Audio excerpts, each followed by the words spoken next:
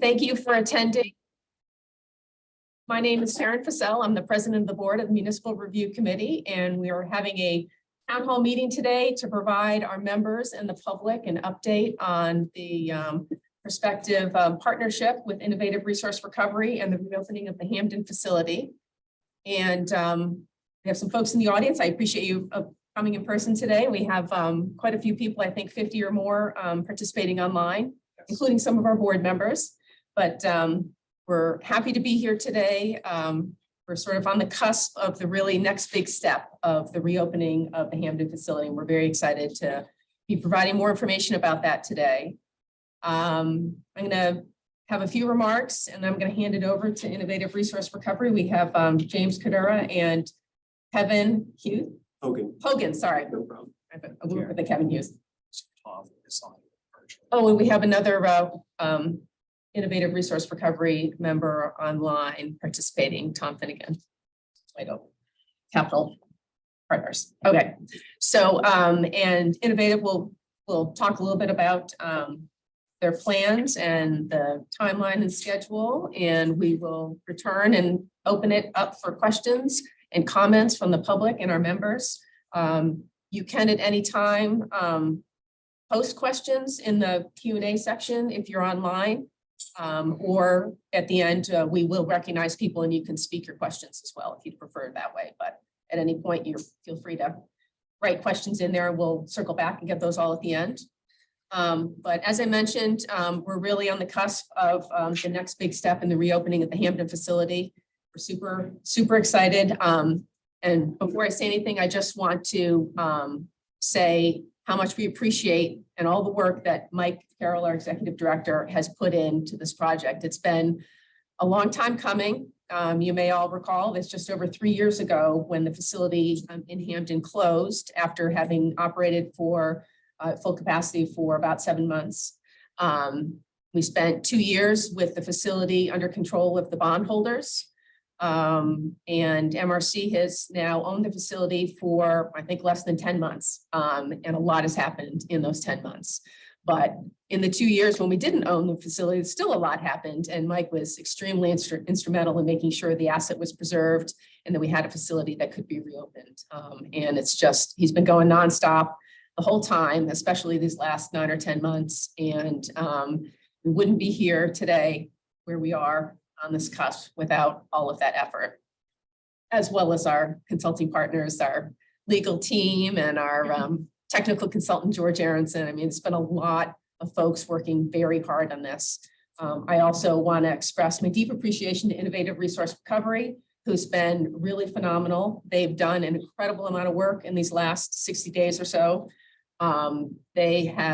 They're really committed to wanting to get into this space, this sort of green garbage, waste recovery, waste as a resource. And they are really doing a lot of very hard analytical work to make sure that this is a project that makes sense, business sense, environmental sense, ecological sense, and sense for us as MRC. So we appreciate that hard work that you put into it, and we're looking forward to hearing more details about the plans and the timeline. I hope folks have had a chance to look at sort of the summary of some of the things that are happening to make this transition occur in terms of modifications to the legal agreements that we have that sort of are the basis for the partnership. But in general, the concept that we've talked about before a couple times with our members over the course of the last couple months remain the same. We're anticipating at this point closing on the sale of 90% of the facility with Innovative Resource Recovery. We're anticipating that to happen next week. The sale price is still the $3 million, and people want the details. Mike can talk about that in terms of how that breaks down and what that means. But essentially, we're recovering the $1.5 million that MRC paid for the facility back last August or September, as well as helping to cover the lien costs and other carrying costs of the facility.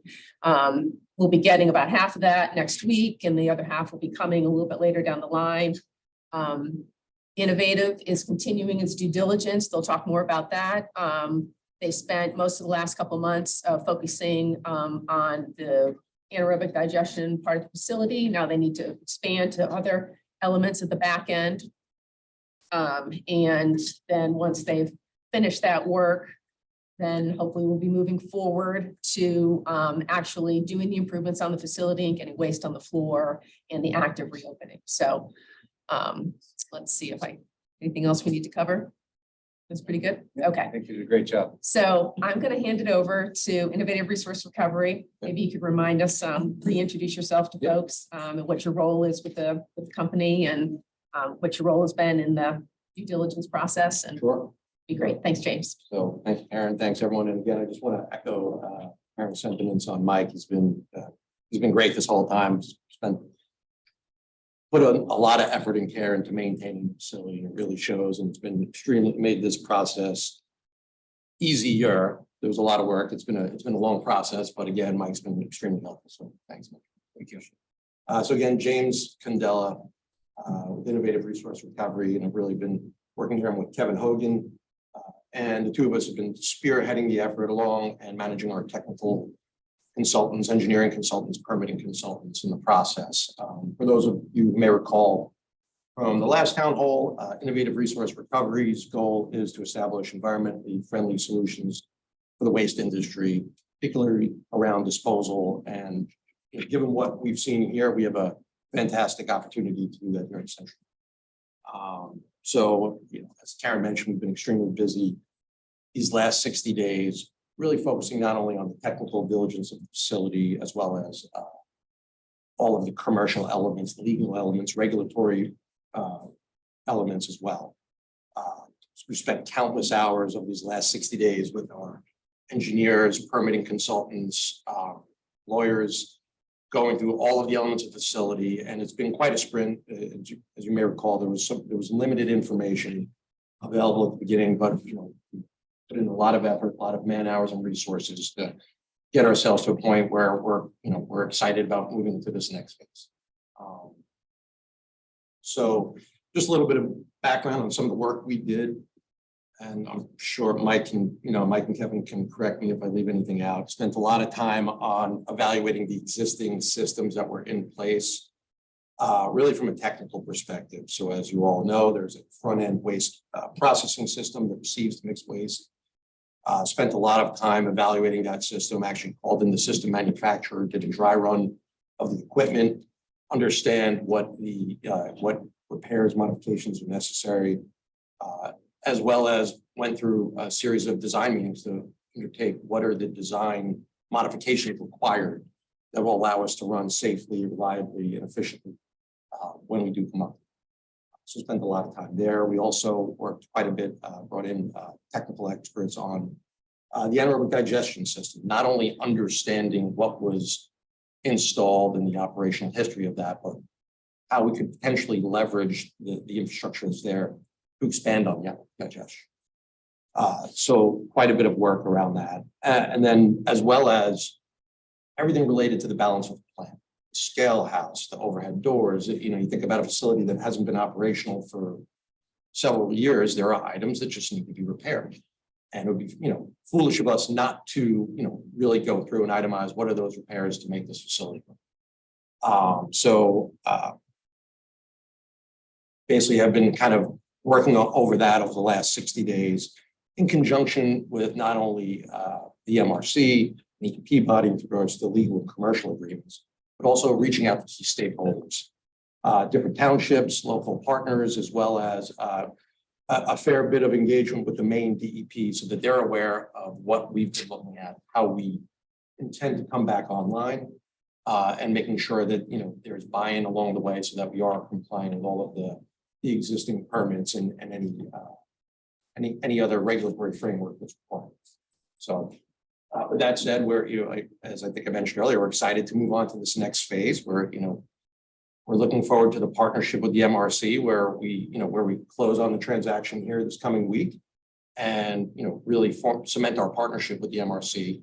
But that's really just the beginning of the work that has to be done.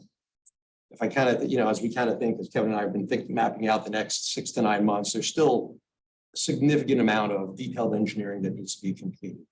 What we've done to date has been, I'd say, pretty thorough, but still in some areas it was at a feasibility level. So now we really need to distill this down to a project plan, timeline, schedules, costs, more cost detail, etc. So as we kind of think about the next second half of this year, a lot of our effort is focused on that detailed engineering. That includes some trial runs at the facility where we're actually going to look to bring in some mixed waste, process it through the equipment, not only to obtain samples for different downstream processes, but also to validate some of our equipment fixes that we've identified, make sure that they are indeed the right fixes. So that's going to be a big part of our work over the next, let's say, 4 to 6 months. We're also going to dive deeper into all elements of the anaerobic digestion system. So one of our conclusions from the evaluation is, yes, we have to get the front end material recovery facility upgraded, but we are also looking to upgrade and expand the anaerobic digestion capabilities of the existing facility so that we can convert the organic fraction of the MSW into renewable natural gas for injection into the pipe. And so that's a large component of our plan going forward. In addition to the detailed engineering around that, there's also just continuing to evaluate other systems. So as we think about kind of our initial plan, our initial goal is to divert at least 50% of the waste stream from landfill with those processes. But we recognize that the goal is to continue to expand that diversion. And so we're going to continue to look into other technologies around film plastics. We've looked at certification. We've looked into a number of other technologies just within the 60-day time period. There was only so much attention to detail we could focus. But we garnered that comfort in those areas of focus around anaerobic digestion. So with that said, our goal, in addition to the detailed engineering, is really to identify the investment required and the timing of that investment over the next 6, 12, 18 months that supports the profitable restart of the plant, as well as a sustainable restart. So as we think about timeline for the project itself, given the engineering, we're really looking at probably ordering some of the larger equipment, probably early 2024. With an eye towards commissioning and starting up the plant late 2024, and really taking with some waste processing, but really with an eye towards sustainable waste processing on a steady state basis in 2025. So that's kind of I'll say in a nutshell. I mean, we're very excited about the opportunity. We really think that Central Maine kind of presents a unique opportunity for all of us to kind of demonstrate the capability to divert resources from landfill and convert them into valuable products, valuable commodities, and hopefully serves as a blueprint for future plants and communities throughout the country. So with that, I guess I'll pause and take any questions from the team here or the audience. I'm not sure how you wanted to manage this, Aaron. Well, if I might make just a comment or two about that. I know for some folks, those timetables might seem a little disappointing, but the way I look at it is slow and steady wins the race. We've had a couple false starts, run into things a little headlong, head fast, perhaps. And, like I've mentioned before, Innovative's approach has been very analytical, very thoughtful, with an eye towards the economics. They want to make sure this works and, as James mentioned, is sustainable, fiscally sustainable, and that works to benefit our members as well. We want this to be successful. We want it to be successful for the long run. We want to meet the permit requirements, but we also want to, as James mentioned, expand. Get beyond that 50%.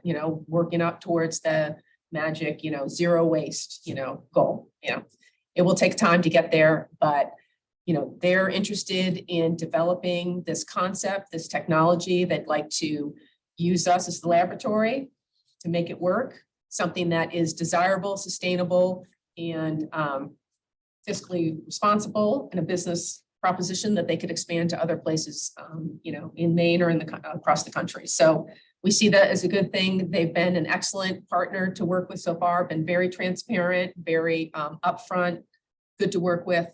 And, this is definitely the, best opportunity that MRC has to get this facility operating. And, we need a place to send our waste. We don't want to send it to the landfill at this point, especially with PERC having the hardships that they're having. This is definitely our best opportunity. So I will ask if there's anybody in the audience here that has any questions, not off the bat, because we do have some here. We can start with some questions that were submitted in advance. Get the ball rolling here, and folks online can be submitting questions as well. All right, so here's a question that says, what will Municipal Waste Solutions take in for processing? Municipal solid waste and or no sort recycling? So of course, we're going to take MSW. And I guess the question about the no sort recycling, Mike, do you want to comment about how that's going to work? We currently have that in the agreements for that to go to the facility. So yeah, I mean, that they'll be taking on. So as was the case before, members have the option to have a recycling program and send their recyclables, a separate recycling program, and send them separately to the facility. Yes, if they've Yep. currently had that program, yes, and those agreements will be signed directly with MWS. So we'll take both. How long does the MRC anticipate before Municipal Waste Solutions comes online? So as James mentioned, they're hoping to, they'll be taking waste in to test the machinery this year, hopefully more steady state next year, but full commissioning and hopefully everything looks good in 2025. Good. I think that's. We'll shoot for sooner. They'll shoot for sooner, but yeah. It's always in our best interest to do it sooner. That is We true. want to be, Yeah. we want to be cognizant of the amount of Realistic. effort that it takes to do the proper engineering and planning. One thing I've learned through this process is obviously the plan is more economical and profitable taking in waste, but they've been very conservative just because of, it's only been 60 days and they still have a deep dive into their due diligence on the other aspects and evidence of the plant. And there's still supply and demand issues for parts, staffing issues, is going to be a big undertaking. It takes a lot of staff to run this plant. So that's the one thing that I do appreciate with what they've laid out for the DEP and in their guidelines is they've been conservative on being mindful of those situations. What is the benefit of no sort or single sort recycling? So do you see a benefit for that? Or, I mean, So obviously, with our process, we're able to take I want to say is the no sort recycling in and recover those commodity streams. However, I know, listen, there's an emotional attachment, sentimental attachment to recycling, the act of taking something out of the garbage and putting it separately into the recycle bin. So, fully supportive of that if that's what all the members want to do. I'm not specifically intimately familiar with the economics here in Maine of single sort. So can't really speak to that, but again, supportive of both. so, and one of the things I'll remind folks is that when we were talking about developing a facility, we very much wanted to make sure that our members had the option to recycle, but we're not mandated to recycle. We wanted it to be a community by community decision because we know that the economics are not the same for every community and not every community can afford to recycle. And that every community has different levels of participation if they do choose to have a recycling program. So we're maintaining that option. We encourage folks to do what's right for their community. One of the benefits of the facility in Hamden is that it affords folks or communities that choose not to have recycling programs to get goods recycled. So the front end materials recovery portion of the facility pulls out items from the waste stream that are sent and sold as commodities like a traditional recycling commodity.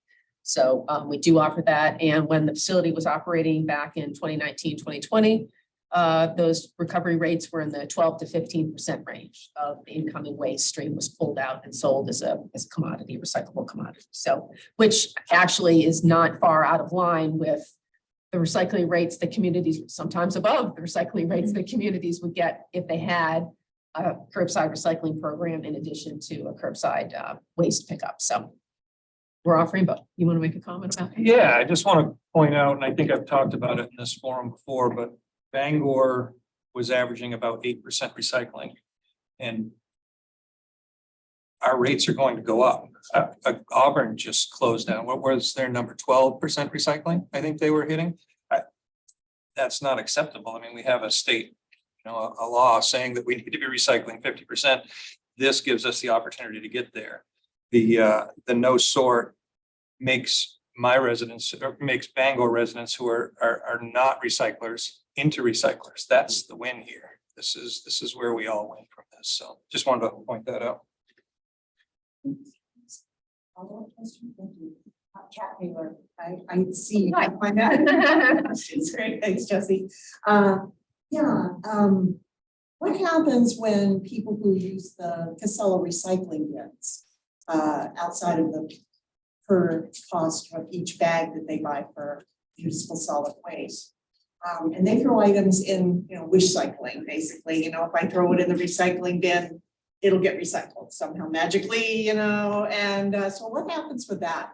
If the recycling that you collect is contaminated with things that are non-recyclable, how does that recycling material get processed? Does So it get thrown in with the MSW? you're talking about one of like an MRC member that chooses to have a recycling program separate. Right, like, Yeah. Yeah. Old Town, has these trash cans that Casella put out for them to just put their recycling in, so they don't have to use bags, I assume. Yeah. Because they don't go into the recycling stream.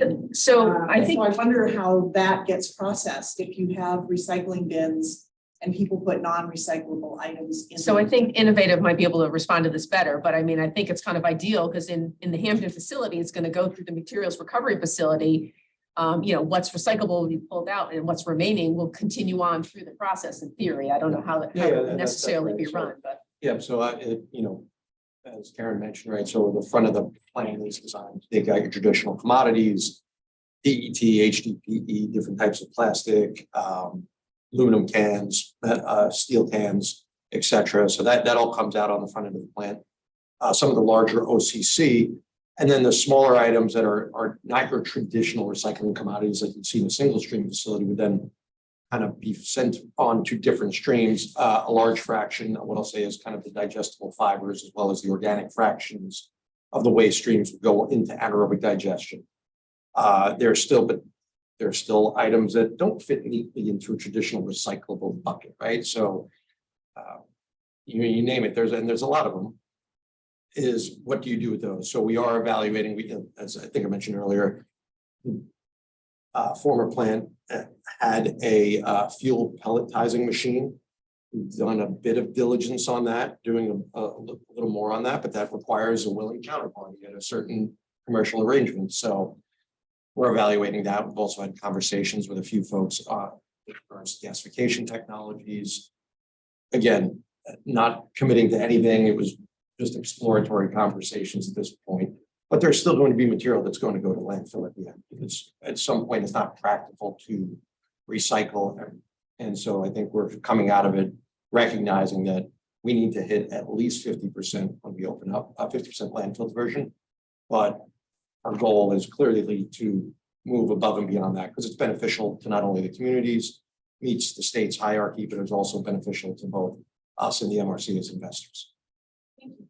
yeah, and I think the overall message or point is that folks that send recyclables like a single stream recycling to the Hampton facility will have a larger chance of recovery, even if there's contamination in it, than they would at a traditional recycling plant. Because the traditional recycling plant, whenever there's contamination, all of that's just going to go to the landfill, right? Whereas with this plant, there's more options. Once you get past that initial, like what's recyclable, all of the things that are not recyclable don't necessarily have to go to landfill. We're going to have more options. So some of those things are going to be able to be pulled out of that stream and made into some other commodity. So I think this is a win-win. Yeah, as a non-engineer, I think the advantage of this facility is flexibility in Flexibility. terms of whether there's issues with the actual recycling streams or it's a pure mixed waste stream.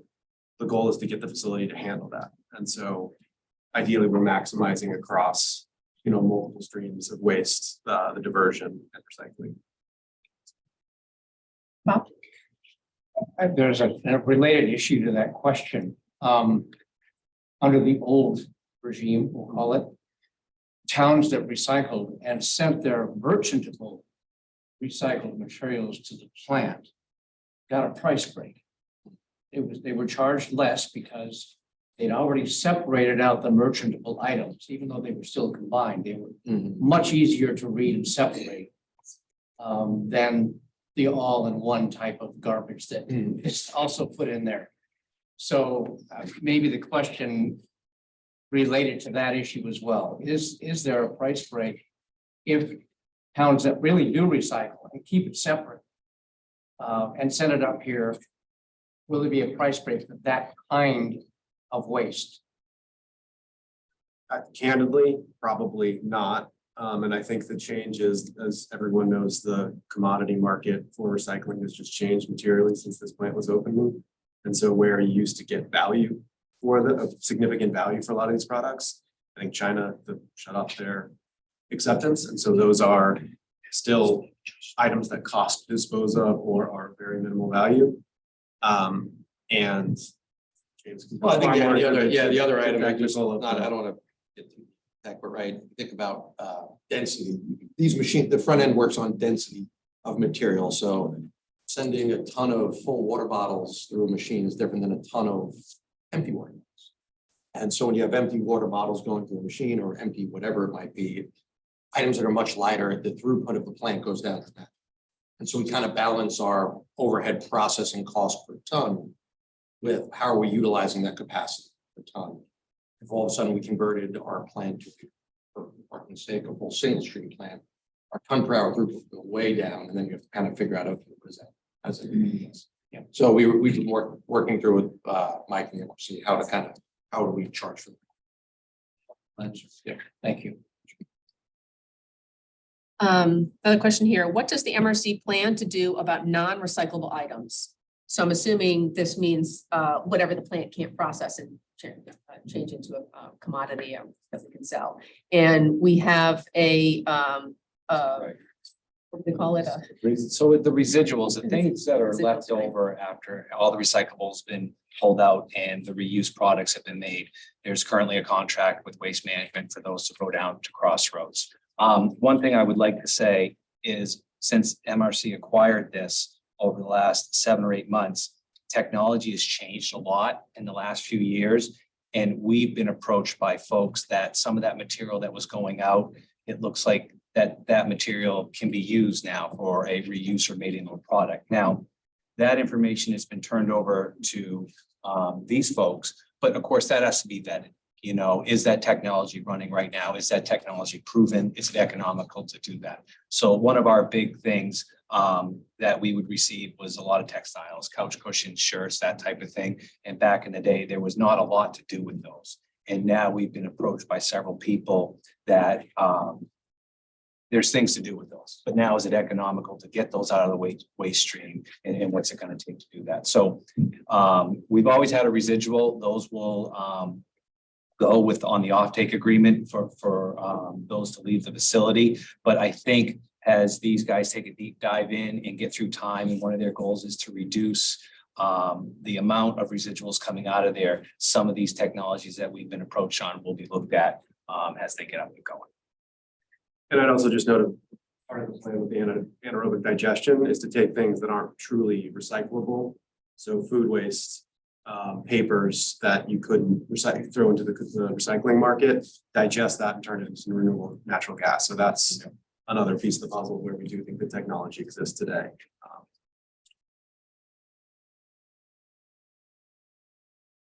Why is the MRC omitting incineration of non-recyclable materials from its plan and going to landfill, the last option on Maine's waste hierarchy? Well, so it's kind of complicated, but I mean, Maine DEP requires every waste processing facility to have backup facility as a landfill as a backup facility. When MRC was looking at developing a facility, we needed to get an agreement with a landfill to provide that backup capacity that's required under Maine DEP permit rules. We have a contract, I believe it's a 10-year contract with Waste Management. for that disposal capability. And so essentially they own whatever the facility cannot process. And so we're required under that contractual obligation to send those materials that the facility can't process to the landfill.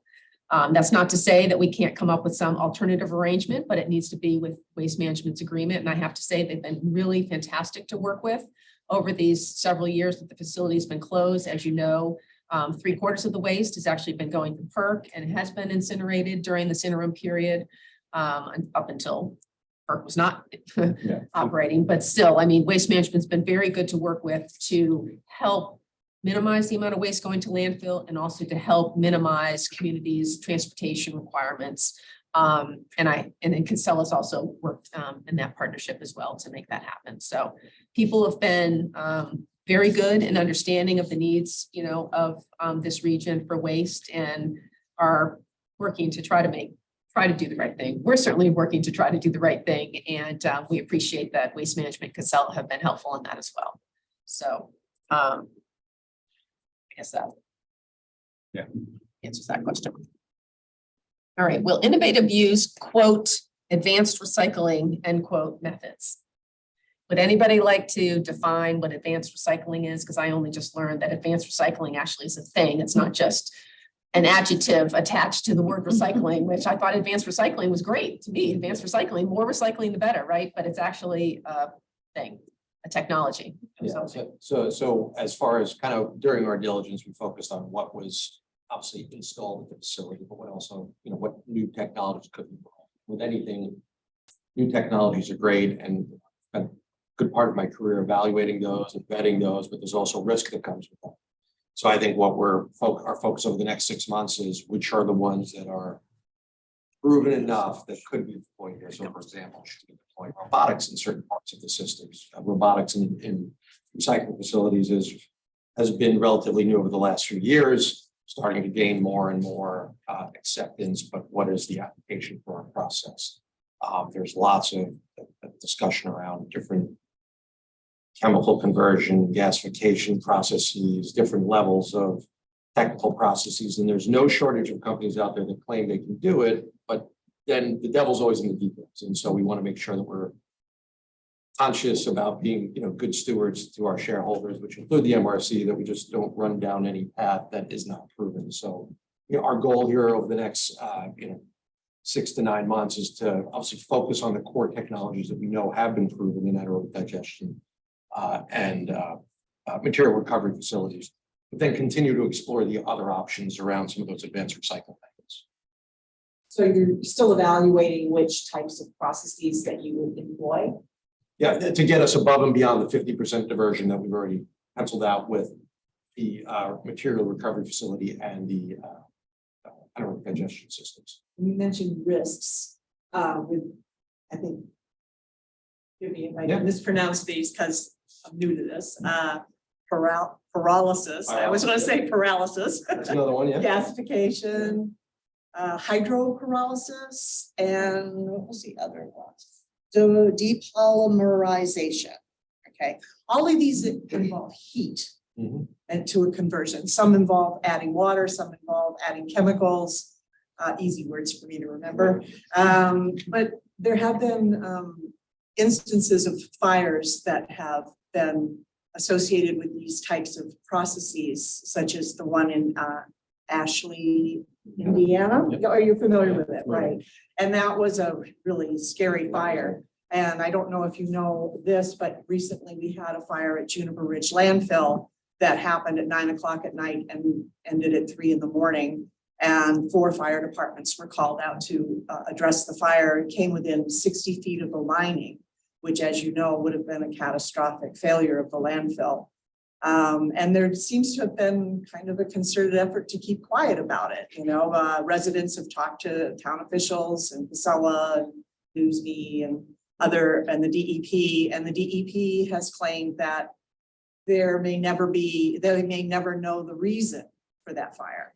So if there are risks like this that are not minor risks like contaminated recycling, but actual major fires with toxic fumes and fire departments having to deal with fires they're not trained to suppress, is that gonna be part of your evaluation? I mean, Oh, I it- you know, I it hate to dump absolutely- it all on you, but I mean, it seems like we're here in this area, we're very concerned with that. It's a fair question, and yes, it absolutely has to be, and that's why we don't tread lightly into these areas of newer technologies, because it's not just about what is the conversion rate, and what are the potential economics, but then it's about how does that machine run consistently, reliably, and safely every day?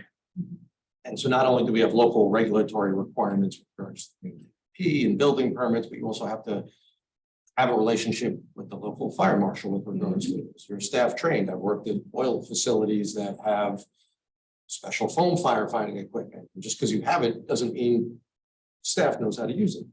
So all of those elements, get taken into consideration when we decide, we MRC and Innovative decide whether to move forward on it. So, it's not lost on us. Yeah, and then of course with the suppression foam, you run into the PFAS. But we already have, for example, in our budget, one of the things that we have there is something called the fire rover, which monitors the tip floor and kind of sends hotspots in the waste piles. And, for us, it was check the box. It's a no-brainer. We have to do it, not only for the safety of our employees, but financially, there's a benefit from our insurance company to have things like that. So, doing the right thing, for the business, ultimately, I think will help stable operations and help us.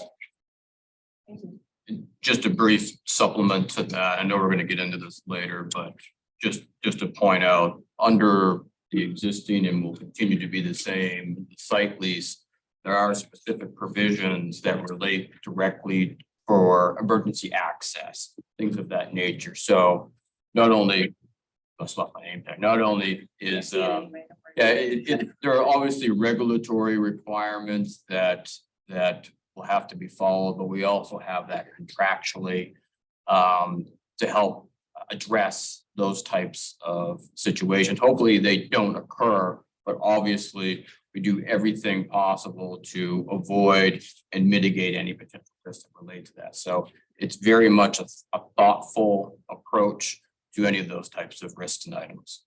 I think it's going to be challenging since the state hasn't even really decided what to do yet. And are taking, as a matter of fact, there was just a survey, I think, ended yesterday on the PFAS situation, asking people what they recommend or what they would think the DEP has put out for suggestions on farmers that have been affected, towns that have been affected, waste treatment plants that have been affected. I mean, this is a new major obstacle, and I think would delay a lot of your evaluations if you don't know, what's going to be the operating procedures for that or the regulations for it. I think it's still being developed, and we're at the end of the legislative session now, and a lot of bills are sitting on a table somewhere waiting for a committee to allocate funding to them. And so it may not even happen until next session. So consider that as part of the problem that you have in trying to know when you'll be able to come online or to structure your. I mean, from my perspective, and I invite others to weigh in, there will always be legislative measures that will, and we've continuously from MRC side, and part of that every single session. Obviously, PFAS, those are item that's going to be an ongoing conversation. We have been and will be part of that conversation, and we don't have a crystal ball to predict what a legislature will do in the future. I don't think anyone does. I wouldn't be sitting here if I had that ability. But clearly, it's one of the subject areas that we take into account. I think from my own personal perspective, the MRC, the prospective partnership that we're looking to form, I think you're going to have, I'm going to say, one of the best teams in the state to help address those types of issues going forward. And I think you'll see, we're not reactive to what the legislation others do. We're proactive on those, as well as working with those partners. So it'll be an ongoing conversation for sure. I don't see that as being a barrier for reopening the facility. It's going to be part of the considerations going forward for sure. Are you aware of the stakeholders meetings, the 5 stakeholder meetings that are being held around Maine Yes. for the regions to put their, it's been about 4 years now since the last waste management rules were held, and I participated in that to some success. And so I'm going to be attending remotely. It's in Presque Isle tonight, but there will be one in Orono upcoming. And are you going to kind of promote people to attend and chime in? Because all this affects we're looking at a collapse of our 3 major resources here in this area. And well, not collapse of coastal resources, that's been defunct now for several years, but we don't have that for recycling. So essentially we have no recycling in the area. Everything's going to either Crossroads, Juniper Ridge, or the PERC plant. And now the PERC plant is being shuttered, and we don't know the future of that. That's actually one of my further questions. I'm gonna keep moving Jesse. on. We've got a lot of So I'll questions. stop there and then Jesse can continue on. Thank you. We've got a lot of questions queued up here, so. Oh, I'm sorry, Karen. Are you Jesse? Oh, sorry. I'm sorry, I was late. I went to Old Town first. And I went- Why does the MRC think there's profit in recyclables when it's been proven there's no market? Well, so I just want to, I'm not gonna get into all of that, but let's just say recycling is a good thing, whether or not there's a market for it. That's something that the state has as a priority, and it's a commitment that they are trying to get people to live up to. But it's also very important to remember that the fundamental economics of the plant is built off of our tip fees. So the large portion of revenues from that plant is underpinned by the tip fees that MRC members and other waste haulers are going to provide to the plant. All of the commodities that the facility is able to recover or produce is supplemental revenue. It's needed to help support the operation of the plant and for the plant to be profitable, but it's not what the plant runs off of. So I think that's a very important fundamental thing. Innovative, as you've heard, is doing a very good job of figuring out, down to the nitty gritty, the economics of all of this. So they've got a keen eye on making sure that whatever the improvements are to the plant or the decisions are about where to invest funds to enhance the diversion rates, where that's going to make the most sense from an economic standpoint and hopefully an environmental standpoint, with the goal of increasing diversion rates and minimizing what we have to send to landfill, because whatever we send to landfill is a cost, right? So, there's lots of complicated calculations going on, but everything that we have seen Innovative do and the questions that they're asking are very much in alignment with MRC's goals and missions, which is to maintain a reasonable, consistent tip fee for our members and to maximize diversion away from the landfill and to increase recovery rates. Do you have a question, Ed? Yes, Ed Spencer, I'm a resident of Old Town. Yeah, we're talking about diversion and talking about recycling. And sometimes these terms, especially the recycling one in Maine, has kind of a double meaning. One thing is you're recycling your milk jugs, okay? But there's another category where if waste goes to a landfill and is used for daily cover, that's counted as recycling, okay? So what you're talking about when you say landfill diversion does not involve any of that counting towards your 50%? It does include some of that. It does include. So some of what we will create from the anaerobic digestion process will be inorganics. Yeah, That will have been reduced down to a size that could be used as what's called a daily cover on landfill. So it's a, given that the landfill needs to cover their materials every night, some of the stream that we produce can actually be used for that. And some of that, not all of it, a fraction of that can be counted towards diversion. But the far larger percentage of what we are diverting from landfill are the commodities, as well as the organic fraction of the MSW that is converted to renewable natural gas. And our goal is not to create daily cover to count as diversion. I mean, we're not trying to Yeah, it's not inflate the- our it's not the numbers. goal. It's just, It's just the reality of the operation. and I believe we actually pay to give them that alternative daily coverage, a lower Oh, yeah, rate there's a. than the, I mean, it's not like we get It's still paid an to expense. give them alternative daily cover. So again, it's a cost. Yeah, there's a cost to us. So obviously it's in our best interest to reduce those costs, whether it's as a residual, a daily cover, whatever that may be.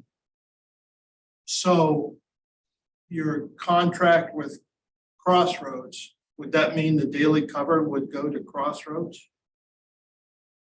I don't know. I'd like to not get into that weeds if we can't. Yeah. Yeah, but you know, the contract with Waste Management is complicated and has lots of different implications, but so we can't answer that right now. Well, then on the previous one, when you've gone through the process of extruding plastics or recycling materials and you don't find a market for your end product. Okay, then what So happens to it? my guess is we'll have a market before we go into that So, technology. yeah, just, so there's. Okay, so you won't do it Well, without not. Let me, take that. So there's always a market. Always a market. There's always a market. You might not like the Right. price, but there's always some place to bring it. And you know, kind of our position is innovative, and I'm sure you've all seen it yourselves. Obviously, you have EPR regulations coming to bear here in Maine. You have a lot of tailwinds behind ESG initiatives, and whether it's consumer products companies or others wanting to promote more sustainable packaging. So we've already done our work on direct outreach as well as working with brokers on the best homes for those plastics, those metals and whatnot, as they're recovered from the system.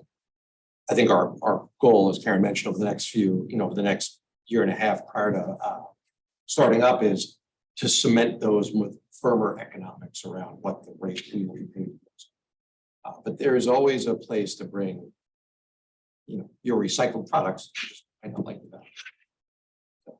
And if you're by permit, we need to divert at least 50% of what we take into the facility. So we also have not only the financial return, but also a regulatory threshold. Thank you. There's a couple of questions here, Kat, that I'm not actually going to address because there's sort of more philosophical questions about things. Oh, that's fine. How will the potential closing of PERC affect municipal waste solutions? Thank you. Would anybody like to take that? The short end, I mean, it's kind of real time, so I don't think we know exactly. We want to be part of the solution to the extent we can. And so we're starting conversation with folks, but as we've kind of said, our first, second, and third priority is getting the Hampton facility running. And so that's where we've been focused. We certainly have, again, an eye towards what's happening there, and we want to be helpful to the communities and figure out a way to find a home for that waste. And hopefully it's our facility when we're up and running. But we're early days. And so I can't tell you we have an answer right now, other than we'd like to help. And we're sticking our hand up as a party that we think we can figure it out. We just don't know the exact answer yet. MRC has done the same. We've reached out to PERC and we've reached out to DEP, and if there's anything that we can do to help be part of the solution, then there to help out. And the last question was, wouldn't it be easier to retrofit PERC in some way rather than do things at the Hampton facility? And you folks may have a comment about that, but there was a reason why MRC left PERC a long time ago. Most of it had to do with the private sector owners of the facility who were not interested in working together with MRC anymore to think about the future of what that plant could be and do and how it could serve this region's waste needs, which was very disappointing for us. That's what our initial goal had been, was to continue the partnership and look to the future for how waste could be handled in a more modern way, not just being incinerated. That didn't work out, so we've developed the Hampton facility, and we feel for the folks over at PERC. We very much have a very good working relationship with the folks at PERC right now, the employees over there and the plant manager. But that facility has a lot of issues. I mean, it's very, very old technology, has not been maintained. They have an extreme amount of debt associated with the facility right now. So there's no simple solution. We have a relatively brand new facility in Hampton that's capable of handling waste, a much better place to invest funds from our perspective. So. All right, we have a lot of questions online, so we're going to try to bang through some of the stuff. And some of them I should address, but I'm just Ray Speranz asked when will the plant reopen? Yeah, commission late 24, and then accepting waste steady state 2000. And how much trash will it process, and What will the trash be processed to? One more question in there. Will the plant meet the performance test of 50% diversion as required by the performance test? So plant will process MSW. We're targeting at full operation, steady state, somewhere around 170,000 tons a year of total capacity.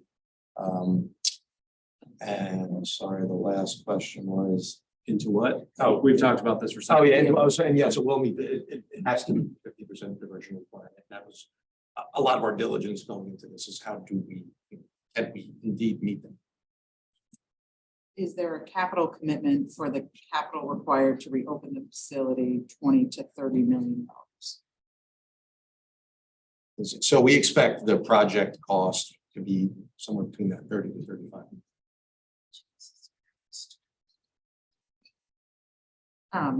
Can Innovative represent that no members of the original Fiberite team are part of their bid? Okay. Yeah, Fiberite is not part of our.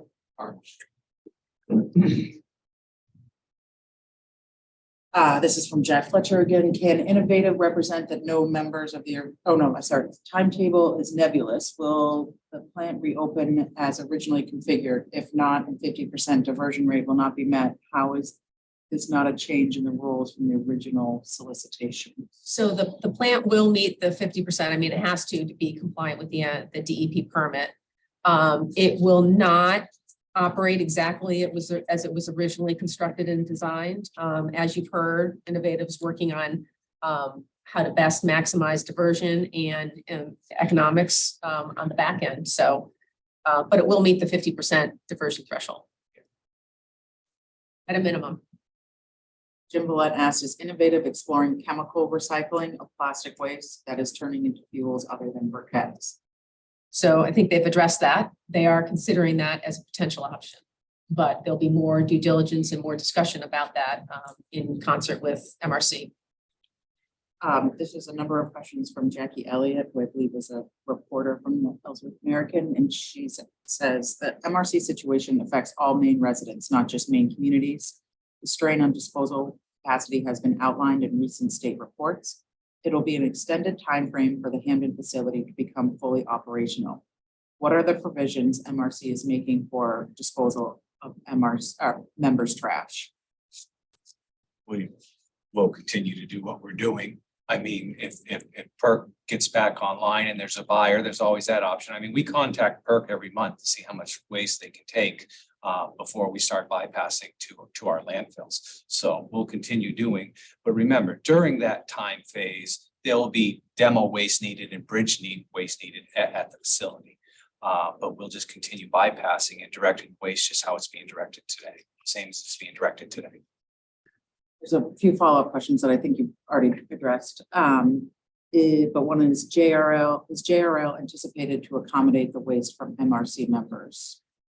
So we've always had an agreement, same agreement. We do what we call swap waste. So for every ton due to logistics, because of the size of the trucks that are in this area that have to go to JRL, that same amount of waste gets diverted to Crossroads from a truck coming up to JRL from the southern part of the state.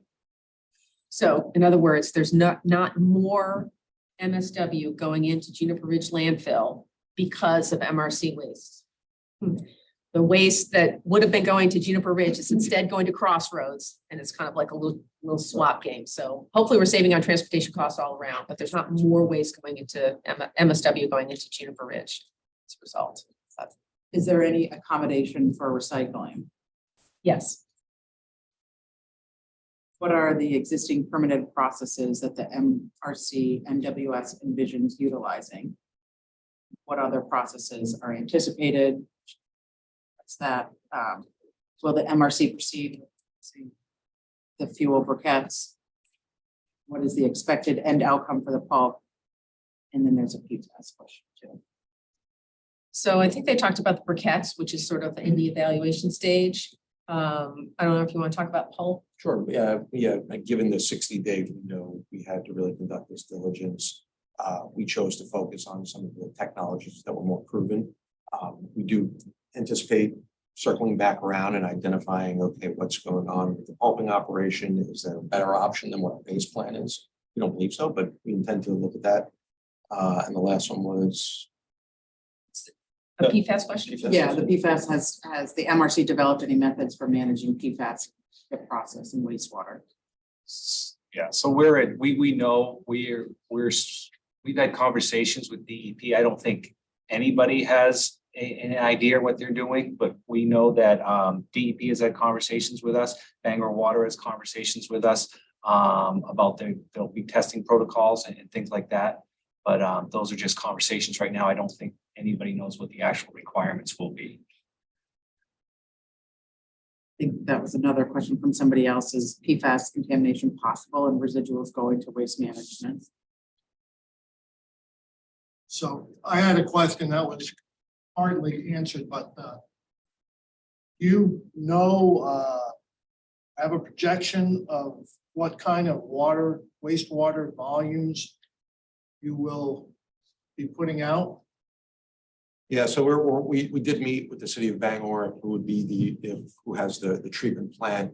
We're still working through exactly what that is, how much dilution water do we need, how much recycled water can we reuse? So part of our process does involve, in the anaerobic digestion, using a dilution water, but most of that can be recycled. It just gets down to a quality. At what point can you no longer recycle it, and is it suitable for discharge to the sewer? So I don't have a good figure for you today, but that is part of our kind of evaluation. So you really don't know what the volumes are, or so there hasn't been like an analysis of. Oh, we've started that, but that's all part of the next phase of detailed engineering. Excuse me, you met a couple of weeks ago, I think, to discuss extending the exclusivity agreement with Innovative. What is the new deadline 28th or 29th, I'm sorry. of June? Yeah. Okay, thank you. Do you anticipate any litigation from other bidders, given that the solicitation rules were changed? And other bidders were not allowed an opportunity to bid? No. Is necessary infrastructure, road, sewer, water in place and adequate and operational? Yes. Is the current amount of waste contracted to MRC sufficient, or will Innovative require more?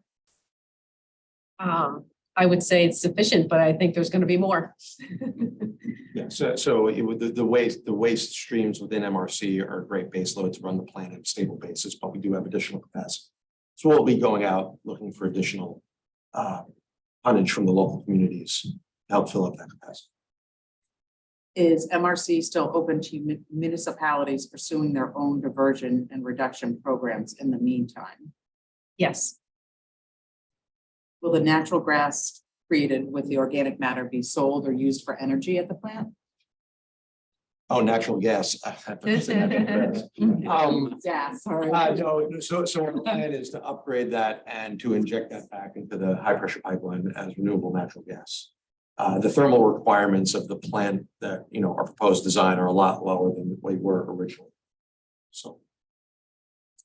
If cardboard is getting $100 a ton picked up at the transfer stations, why would municipalities pay for transferring cardboard and commingled waste to MRC?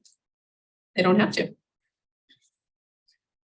2 years is a long time. What if Innovative's due diligence plan does not work? What happens to the plan? Is this plan a ruse to turn this innovative plant into a recycle and transfer station? Where has a dirty MRF ever worked? It's not a ruse.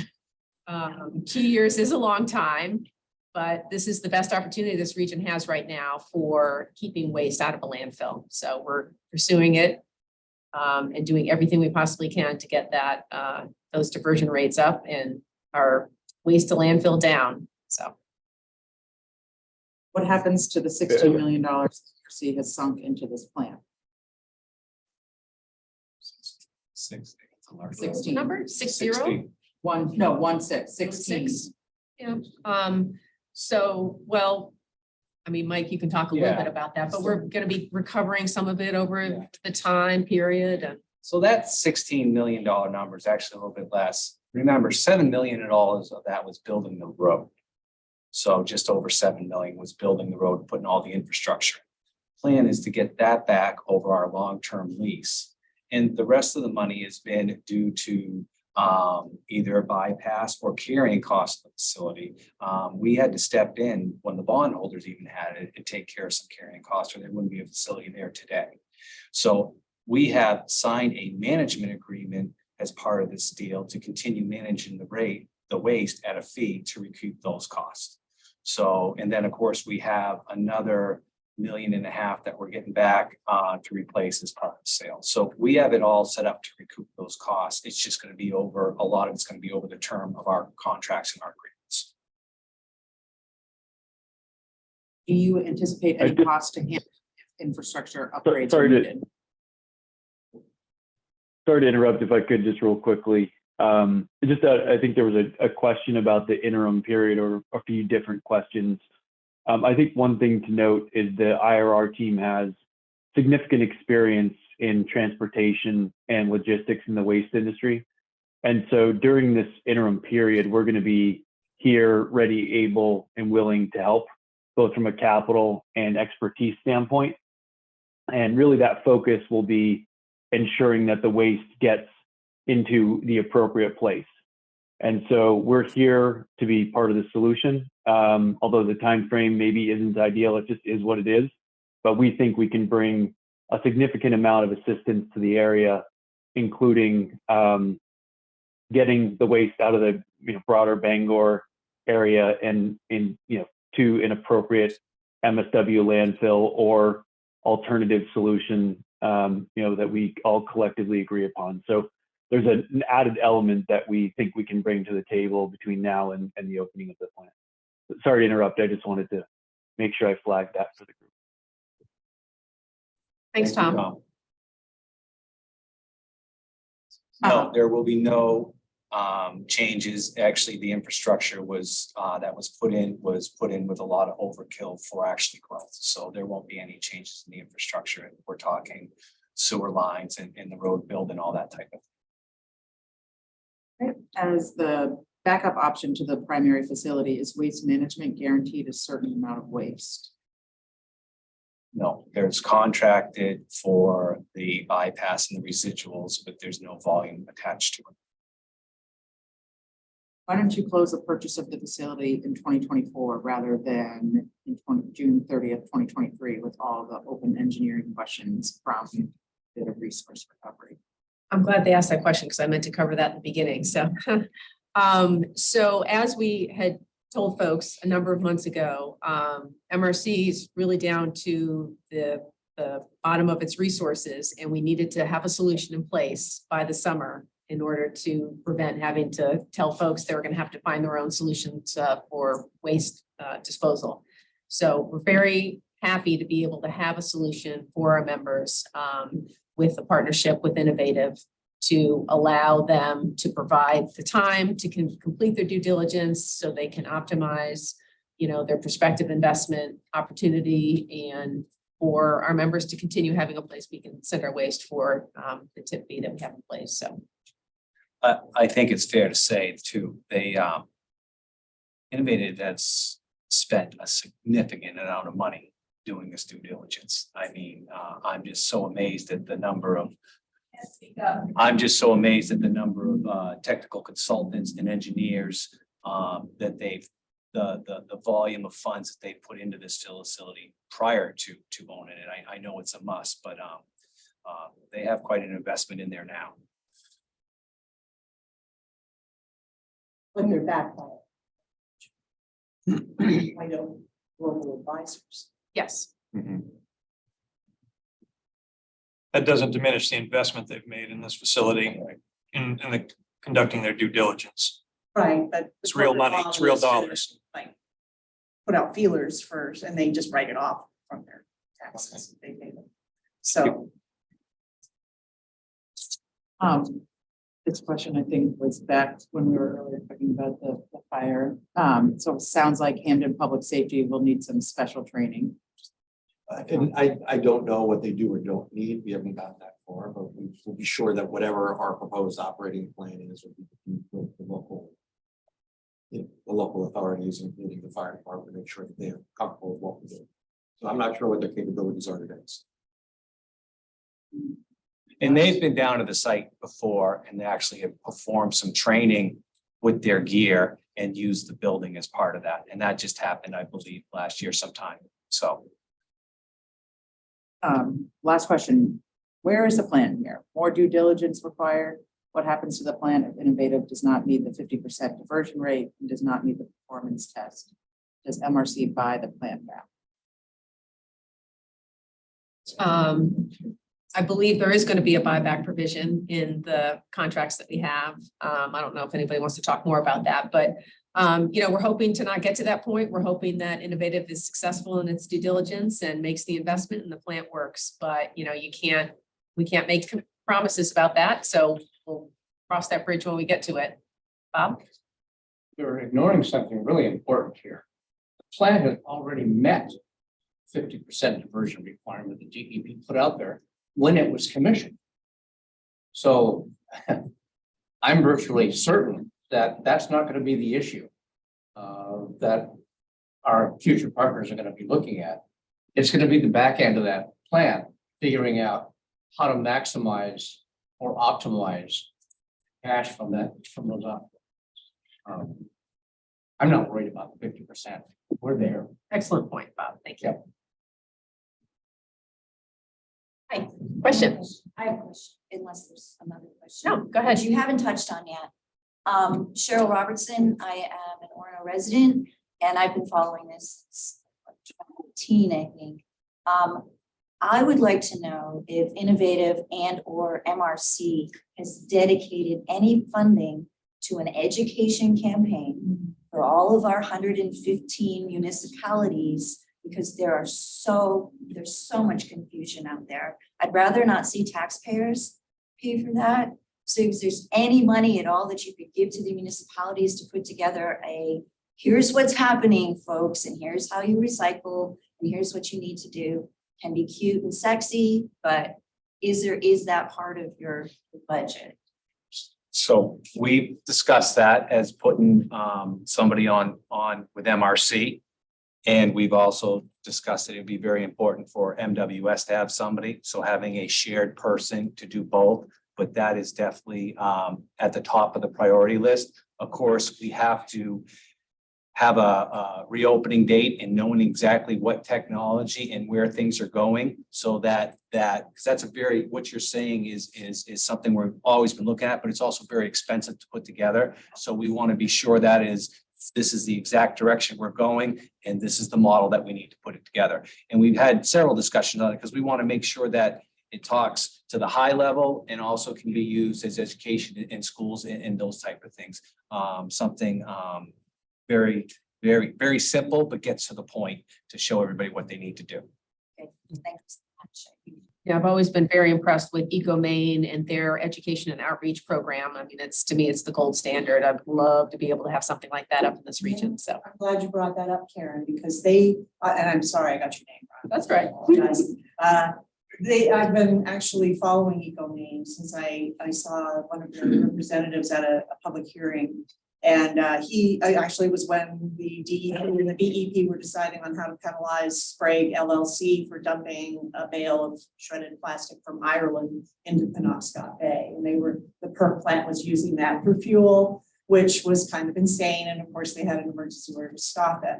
But when I started studying EcoMaine, they have an excellent model. And that's why last time when I submitted questions, I asked what model you were going to look into. And EcoMaine seems to be like the gold standard of how waste processing is done in Maine. They have a successful waste to energy system that not only runs their waste to energy and recycling plants, but also provides enough electricity to keep 15,000 homes. I believe that the PERC plant got up to what, 20,000 or something like that. I'm not exactly sure. So what I was referencing was their education outreach program, which I think is phenomenal. But we're really not looking at the EcoMaine model for the Hamden facility. The Hamden facility is unique and is gonna, especially as a webmaster, I see that they have interactive quizzes. They actually have a database where people can look up an item. Yep. And it will I know, tell it's them exactly fantastic. where they need to take it to have it properly used. Do we have any more questions come in? More question, regarding Bob's comment, the original plant performance test was with different technology under fiber right intellectual property. How can you say that it relates to the current proposal? I would say, knowledge. So yes, that may have worked under that under that technology. I think there were obviously challenges financially and that did not succeed. So given our approach, we will also meet the 50% diversion under different technologies. And continuing though, we as I kind of mentioned earlier, are going to continue to evaluate what is there with regards to the pulp, but with what we have worked on so far, in our work to date, confident in 50% commodity recovery and organic anaerobic digestion.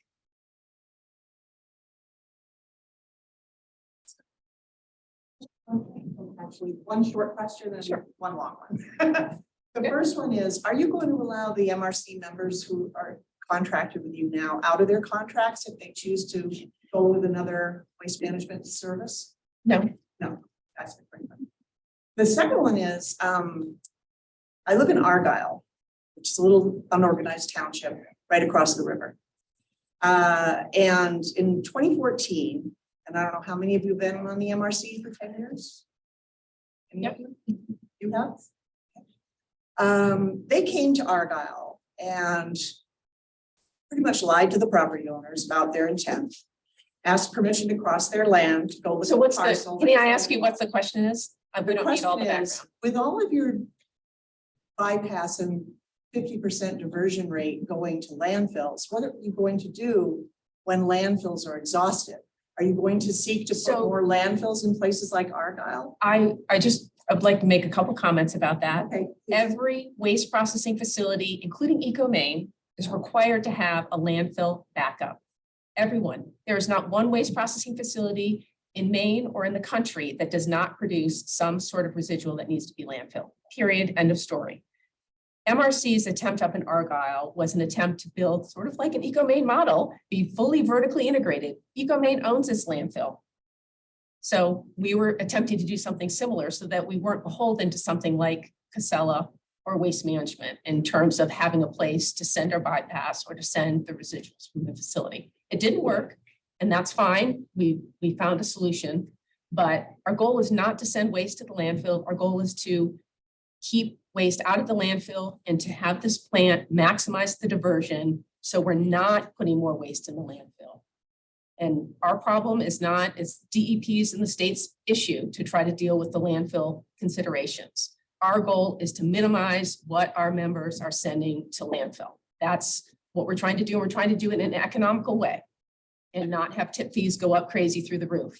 So, we're trying to balance that. Right, So- but what will happen once landfill? That is a exhausted? larger philosophical, political policy question. That's not for the MRC. I mean, we do what we can do in our world and realm. We're not out there to try to decide whether there should be bigger landfills or more landfills or Well, so whatever. you don't have plans to promote another landfill? No, we have a contract with Waste Management as we're required with DEP to have a backup facility. Yep.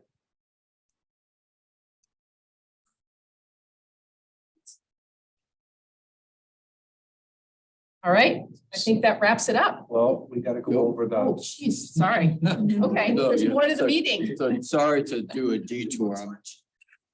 Well, I fully recognize that one has been a very engaging Q&A, and it's very helpful to get a overview, introduction overview of Innovative. But one of the primary reasons for the meeting was to make sure that all the members have an opportunity to ask questions. Also, I was going to go through an overview of changes to the site lease, the master waste supply agreement. And I'm fully conscious that many of the questions and the discussion thus far hasn't really touched on those. But so it might be of a lower category of interest, but I think it's important to go through those. I will touch upon a lot of the overall context and structure. And for those of you that are here virtually, you can have your lunch while you listen to me, perhaps. For you, those of you here in person, just please bear with me. And by all means, if there are any questions as we go along, feel free to ask them. We can wait to the end after I give an overview, and I'll try to be as brief and succinct as I can. And many of these were in that document that's on the MRC website Correct. in matrix form. Yeah, I'm not gonna go through in excruciating detail, but I think it's helpful just to have it as part of the discussion, as having part of the meeting. So just to take a step back, just to kind of reflective of the earlier discussion. So, the relationship, I'll call it, between MRC and the Hampton facility back in 2017, the MRC had various hats. MRC was the landlord that was pursuant to the site lease. MRC was also customer, under that, we call that the master waste supply agreement. Those are two very key agreements that are associated with the Hampton facilities. We were both a landlord and a customer. MRC was also a co-permittee. We're on many of the permits and licenses that the Hampton facility has. So that existed back in 2017 going forward as well. What's different today is MRC still has all those hats on: landlord, customer, co-permittee in the regulatory world, but also an owner. As was mentioned, since the facility, suspended operations in June 2020, last August, MRC acquired the Hampton facility assets. That's the owner, now our owner. What we've been doing since August is seeking to recapitalize the facility. Without a doubt, the facility needs capital to get it back up and running. It's just that basic. MRC can either borrow money and do that. That was something that was previously explored, or seek private sector investment, why we're here today. The strategy has always been to look for a private sector partner in order to help with that recapitalization and move forward, trying to set the facility up the best that it can be for success in terms of reopening. So we're reaching, as was discussed earlier, really, I'd say a critical milestone, a critical pivot point where we're beginning or launching that recapitalization effort to get to reopening. So what that means in terms of the overall structure, there's essentially 6 key agreements. There's going to be a purchase agreement. That's where Innovative is buying into the company, Municipal Waste Solutions. Right now, it's wholly owned by MRC. They're buying into it. They're going to be a majority owner. They're going to be 90% owner. MRC remains a 10% owner. They're bringing sufficient capital to the table to go through their due diligence and seek to have it reopened. That's what we're doing. So that's the purchase agreement in terms of them coming in. Because we're going to remain owners, we're also going to have what we call an LLC agreement. It's basically what governs the relationship between owners. So we will be there as part of that. I mentioned that because that's part of MRC having, for lack of a better phrase, a seat at the board. So there'll be a board of that company. MRC will have a direct seat there, part of those direct conversations. Of course, the other one is the site lease. Site lease exists, but obviously a lot has happened since the site lease was originally crafted and entered into. A lot of history. MRC is now an owner. Now we get to work to reopen the facility. Same thing with a master waste supply agreement. That exists, but we need to update it, refresh it, for lack of a better phrase, again, to reflect the history of where we've come to today, the need for the recapitalization to get to the reopening. As part of that, a lot of what you've heard today as part of the reopening is, there's another agreement, I'm calling it consent forbearance agreement. What that is right now, facility's not taking the waste. So we're given a reasonable amount of time for the facility to start up, ramp up, and resume commercial operations. So there'll be a period of consent forbearance while the facility hits those milestones. And the other, as was mentioned before, is this management services agreement. where MRC will frankly continue to do what's been doing for the last couple of years, as well as when the place gets up and running, provide services that help support the success of the facility. And as was mentioned, get paid for those. So that's another revenue stream coming to MRC. Now remember, the revenue streams, there's essentially going to be three. There's lease and rent payments. Those will start again. There's going to be management services agreement. Those revenues will start coming in. And when the plan is successful and financially doing well, we'll have cash distributions as those are available as a part owner. And again, that's going to be part of, we've identified those as a source of funds for rebates for members. So a lot of things that are occurring in large part are frankly the same. The themes are the same, where we're still a landlord, customer, we're going to continue to be a co-permittee. We're now going to be an owner as well. And so the site lease and the master waste supply agreement are reflective of that, as well as the current needs of the plant and its need anticipated going forward. So I wanted to give that overall structure of framework with some focus on the site lease and master waste supply agreement. And I'm just going to do a quick rundown. If there at the end, if there are questions of more detail, I'm happy to answer those. So again, as I mentioned, in the early part, frankly, of both agreements, there's what we call recitals, and that's really reflective of the history. Well, the history has changed, as I mentioned. So in the recitals to those agreements, we're going to be talking about how we went from where we were back in 2020 to where we are today. So that language is simply going to reflect, the road that we've traveled to get to this point. Other things will be updated that are really, quite frankly, mostly removing a lot of those so-called, I'll call them legacy provisions. There were many provisions, both as part of the site lease, as well as the master waste supply agreement, that related to pre-construction of the facility. There's nothing there. There needed to be a lot of work done. MRC, as was noted, was putting in infrastructure. There were a lot of provisions in both of those agreements that talked about those particular items. Well, they're no longer relevant. They're stale because the facility has been built and the infrastructure and improvements that MRC committed to do, it did. The road was done. It's now public, as the sewer was put in, all the utilities. So MRC lived up to its end of the bargain and completed those obligations. So they no longer need to be there. So a large part, a lot of the proposed changes are just removing what's really now just stale and not really relevant. The term is something that is changing, and this is reflective of back to, we did a fundamental matter notice where we were extending the term of the site lease and extending the term of the master waste supply agreement, basically, call it a fresh 15 years, starting on January 1st, 2024, going forward. Related to that is the jointer agreements.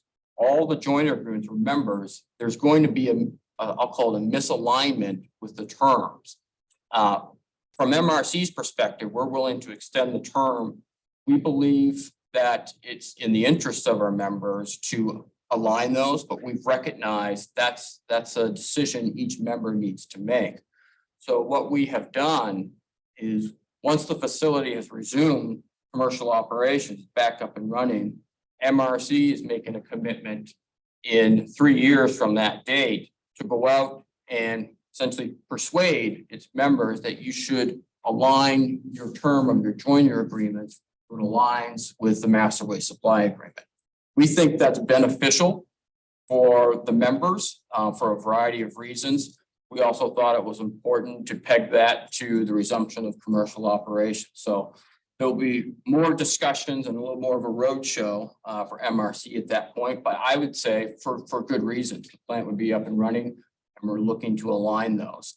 There are other provisions that didn't change. There's always the extension provisions as part of the agreements. If, as people may recall or may look at in the supply agreement, there's extension provisions. So when members are looking, we're looking to sign up members for an extension of the term. we'd be going through a similar exercise, discussing with Municipal Waste Solutions, of which we're a part owner, what it means to extend that, and in turn, MRC would be talking to all the members. So that frankly hasn't really changed. It's been updated or refreshed, if you will, because the timing and logistics are a little bit different because of how we've come here. In terms of rent and services, we've learned a lot, I'd say, in the last couple of years. It perhaps may seem minor, but we thought it was important to clarify, having taken care of the plant and snow removal and other types of items. It wasn't quite clear that was in there before. That would be the job of the company, facility owner. So we want to make sure that's not an MRC item, but that's the Municipal Waste Solution facility owner item. We also updated it again because of legacy provisions that are no longer applicable. And also reflective of the reopening period for the rent's going to start immediately. Rent's going to be paid, I think roughly right now, it's around $150,000 or so. That's the rent that would be due. We negotiated to say, well, we're going to give a 2-year holiday on the CPI adjustment. That rent will still be due. Then thereafter, it's going to resume at a 3% cap in terms of CPI adjustment going up. So we thought that was fair, reflective of, number one, there's going to be a management services agreement. So again, that's a new revenue stream for MRC. Lease payments are going to resume. We've been waiting for those to come for quite some time now. And we think that's a good balance and helps put all the parties in the right motivating force going forward to reopen. Permits and construction of the facility, many of that was removed because, again, old legacy items. For any potential new permitting efforts or modifications, as I mentioned before, MRC is a co-permittee in almost every single permit and license. We will remain right there at the seat of the table, and will be very much part of that process to the extent they need to occur. That will depend upon exactly whatever add-ons or other things that may occur with the facility. Obviously, that's a regulatory, very detailed review. But rest assured, as was the case before, MRC is right there and participating as part of that process. For operation of the facility, again, we have proposed changes to that. Again, there was no such thing as a MRC management services agreement. So now there is. So now we've obviously got to recognize that's a situation. So that's going to be part of operational facility. You think of invoicing and payments, things of that nature.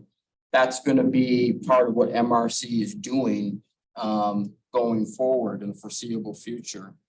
Assignment, transfers, bankruptcy, et cetera. I would say help clarify and update those. Again, it's what I would view as all in the commercially reasonable realm. Got to have MRC consents. Got to have consents from the company. Very typical. We use a reasonable standard. Can't withhold consent unreasonably.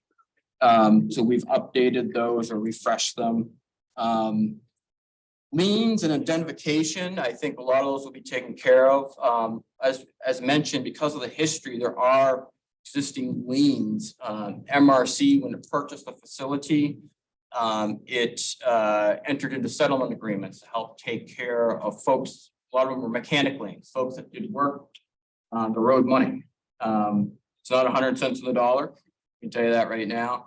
But part of this, I'd say again, critical pivot point is to address and take care of all of those. And that includes the town of Hamden. Town of Hamden is owed a substantial amount of money because of back taxes and sewer. The prior owner didn't pay it. MRC has caught up on some of those, but not completely.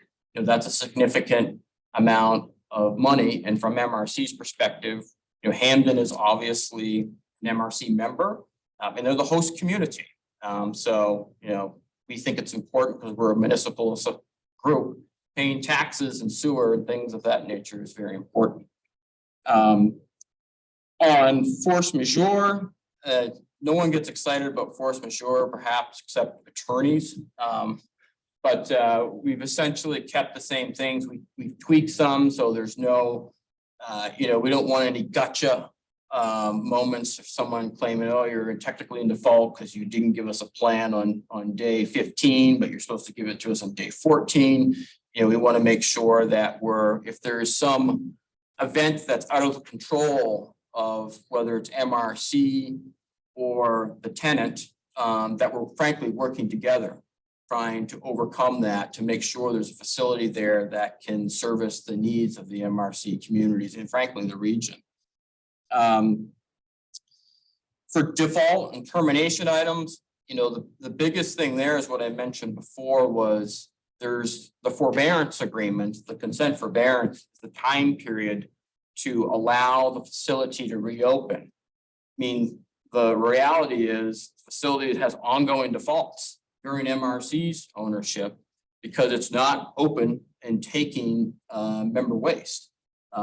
We're working we're going down that road to get to that path, but that path requires a forbearance on that ongoing default so we can reasonably set expectations to get to that point.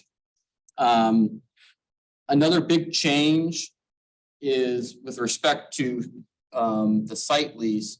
You may recall, you may have heard of MRC had what we call the cash collateral account. That was there to help secure the obligations of MRC, and behind MRC, all the members in terms of its commitments to meet its obligations under the contracts. We removed that. That's no longer what I'll call a burden on MRC and its members. So it doesn't mean we're not relieved of our obligations under the contractual arrangements, but it means we don't have $3 million tied up, that's tied to that particular type of security. So I think that's a positive coming out of this. For waivers, environmental, and dispute resolution, I'm kind of grouping these very minor, language tweaks, clarifying. I'll give you an example. For dispute resolution, we just we should add in non-binding mediation. I think we would have done that anyway. Again, only attorneys probably get excited about that. But we thought it was helpful to make sure that if there ever is a disagreement, that we have very clear processes in place, hopefully informally to avoid litigation. But again, looking to work with our partners on those items. The other thing I would mention is particular to the site lease and the master waste supply agreement, there still will be reporting requirements as there were before. We thought it made more sense. There frankly were stated in both places just to put them in one place. So there's for consistency, you just go and look at it. Here's where the reporting requirements are. Again, that's consistent with the historic information that MRC communities have received. And there's also reporting that's done to the main DEP as well. So that's all consistent with kind of past history and the information that's made available, I think pretty much on a quarterly basis and obviously on a yearly basis at these MRC meetings. For the permitted uses, as been, a lot of discussion has occurred earlier on, what's the facility going to look like? What's going to be? It's a solid waste processing facility. So, you look at the permitted use under the existing lease, that's what it is. It's calling for a solid waste processing facility. It also specifically says no out-of-state waste. Those two things haven't changed. It's a solid waste processing facility, no out-of-state waste. Understandably, because of where the facility has come, there may be adjustments, there may be refinement to, what are the permitted uses, what does it do and function? And I would say, it really is a product of, could be doing exactly what it's doing now, plus added features. It could be some tweaks of that as well. But we want to have a degree of flexibility, understanding we want to reopen with the best suite of technologies that function with the facility as well as the waste coming in, so the plant can be successful.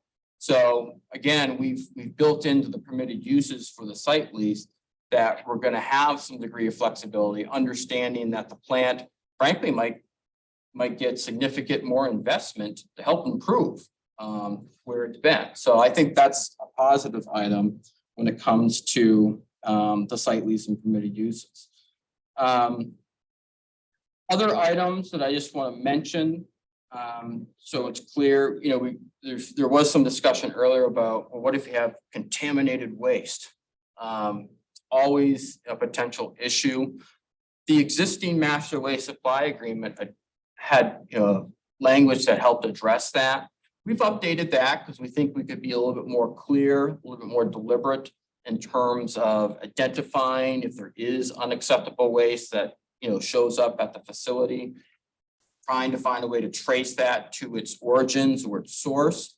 If it is dependent on the character of it, make sure it's properly identified, properly managed, and properly disposed of. I think that's very important when it comes to unacceptable waste. And where we can, whoever is the source of it, make sure that they're accountable for that type of unacceptable waste. We're also mindful that you may not be able to always identify the source and origin of unacceptable waste. And that's just a fact of reality. And that was understood under the existing agreement as well. So the same arrangement, same structure as part of this master waste supply agreement going forward. We just added, I'd say, some more detail, more focus to make sure we're documenting, we'll call them unacceptable waste incident reports, and doing the best we can to help identify, hopefully avoid unacceptable waste showing up to the communities. And in some part that relates to your comment earlier, where it all starts with education. Making sure it doesn't get into the trucks in the first place on its way to the facility. So there clearly is an alignment of interest in doing that, because the plant works better if it doesn't have that type of unacceptable waste there. And we're an owner. We got an ownership stake in that. And even if we didn't, we still have an interest in that from my perspective. So we focused on that. The tipping fee hasn't changed. That structure is the same. And that's not a proposed change, but I mentioned that because I think it's very important. And again, that's in part why we think it's in the best interest of members to realign the term, because we think the tipping fee is a good rate for members, and we think the longer you have that, the better. Again, that's the only thing that's really changed there is reflective of the MRC management services agreement, where again, MRC will be handling a lot more logistics related to payments, invoicing, et cetera. Rebates, as I mentioned before, those are still there. The rights to rebates have not gone away. The only difference is the source will come, as I mentioned before, MRC having a 10% ownership stake in the facility.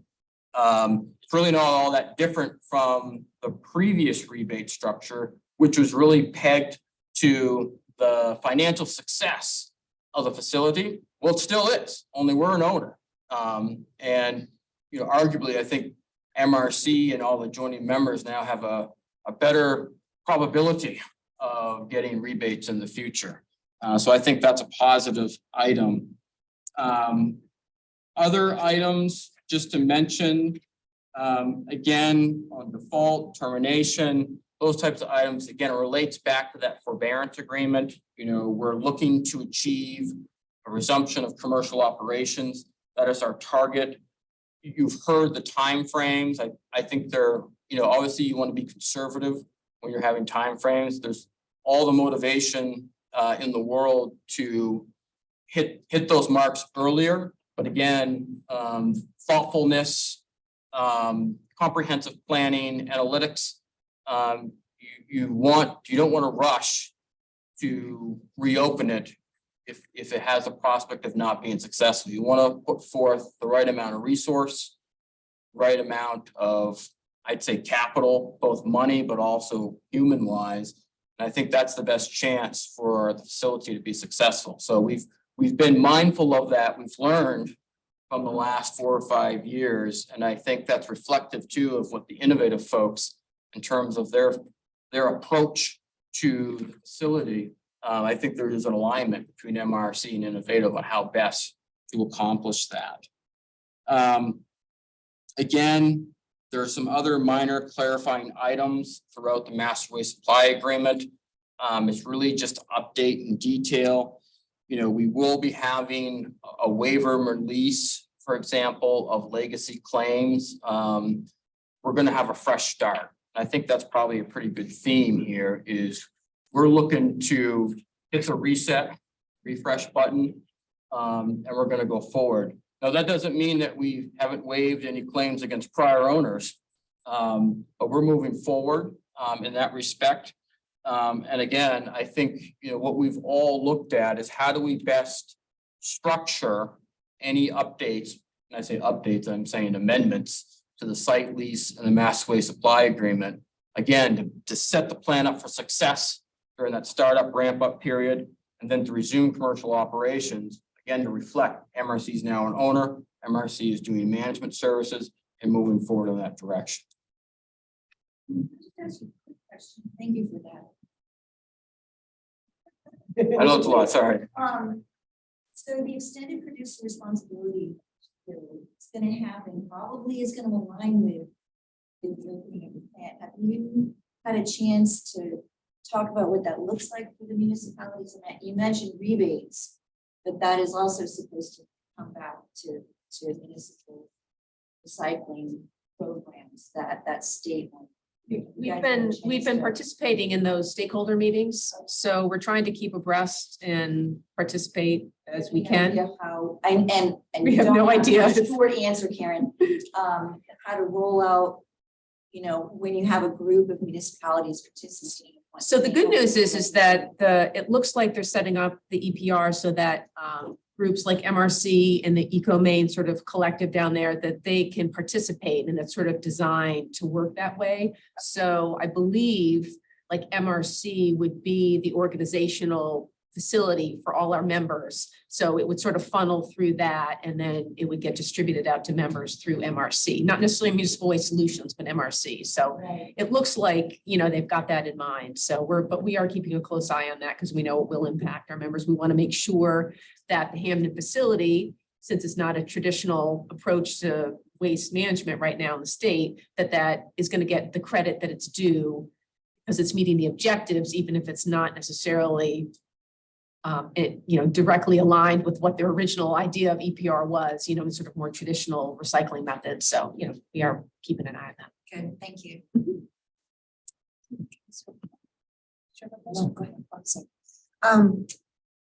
I asked a question last time about the request to help the state of Maine to back this venture. And I was wondering what the status of that is. Well, and I invite The anyone. money thing.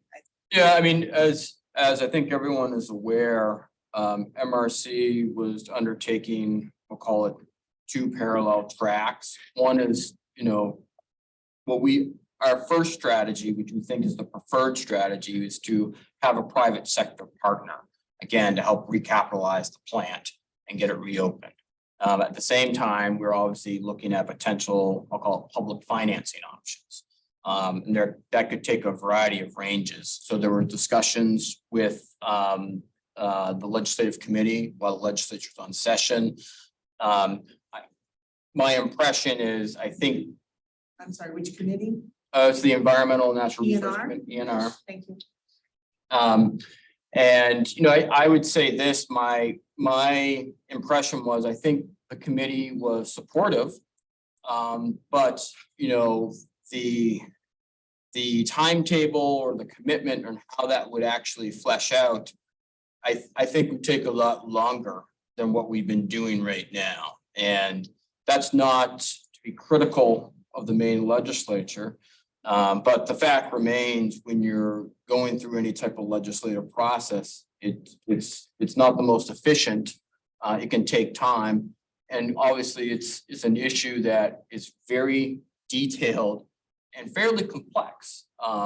And obviously, there are a lot of other issues that the legislature is dealing with, PFAS, I mean, you name it. So I think there was constructive dialogue. But I think, again, the preferred strategy is what we're doing here today is seeking to work with a private sector partner, come together as basically a public-private partnership and really move forward in the most effective and efficient way that we think we can. And I think we've set that up. I think we're set up to do that. And So you're kind of like tabling that whole approach to the state for now? Yeah, because we have another path we're following. Okay, great. Do you have anything else to wrap up there, John? or- I don't, Question on the. I know it can be somewhat, I don't want to lecture anybody, any means, but hopefully that's helpful for folks.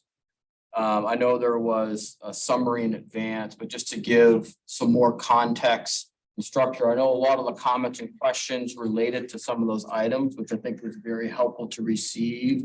I know the MRC board and myself always take those into consideration, so really appreciate everyone's questions and comments on those items. All right, is there a question or two online? Yeah, just one question from Jackie Elliott. What is the option for a member who does not want to reconcile their joinder agreement term with the new agreement term? But very good question. I think that's going to be a discussion in the future.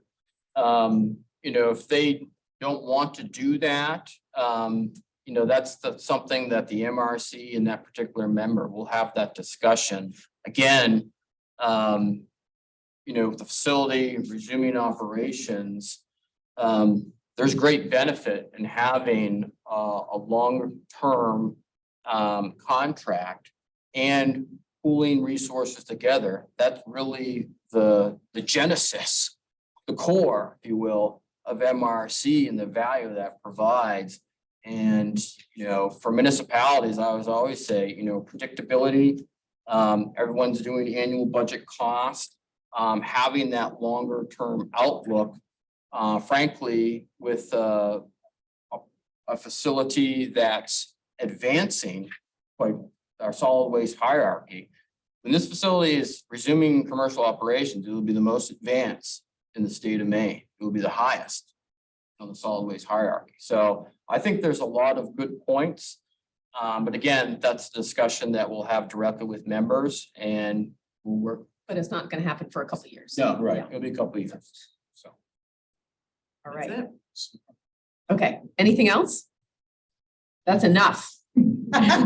So thank you all again for your attention and your interest in this issue and your good questions. We really appreciate the interaction, feedback, and being able to provide this information to you all.